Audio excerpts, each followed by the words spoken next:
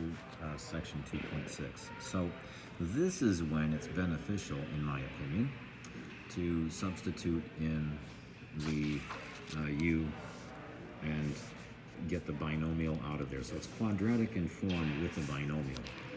So I'm going to let u be x minus 5. So it becomes u squared minus 4u minus 21 equals 0. This is factorable. The u minus 7, u plus 3 equals 0. Zero product property, u minus 7 equals 0, and u plus 3 equals 0. So we'll add 7, we get u equals 7. We subtract 3 and subtract 3, we get u equals negative 3. Okay. But we're not looking for u, we're looking for x. So we bring this x minus 5 back in, and replace the u with x minus 5, replace the u with x minus 5. And then we add 5 to both sides, getting 12. We add 5 to both sides here, getting 2. Now, last problem. What happens if you get something of this nature and they say solve for x? Well, you'll notice that you have two factors that if you multiply together, you get the x squared minus 2x. And I want you to note that you can't let x be 0 or 2, because if you take the 2, you put it here, you get a 0.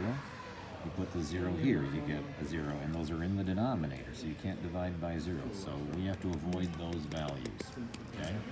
Now,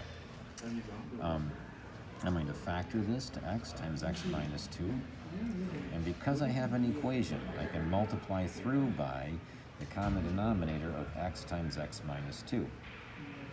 So I'm going to have 3x plus 2 over x minus 2 times x minus 2 plus 1 over x times x minus 2.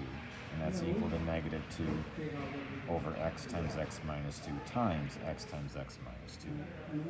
We can cancel the appropriate pieces. And so we're left with 3x plus 2 times x plus 1 times x minus 2 equals negative 2. Now, distribute, you get 3x squared plus 2x plus x minus 2 equals negative 2. It's a higher power than 1, so we're going to set this equal to 0. I'm going to add 2 to both sides, and I'm left with 3x squared plus 3x equals 0. I factor, and I get 3x times x plus 1 equals 0.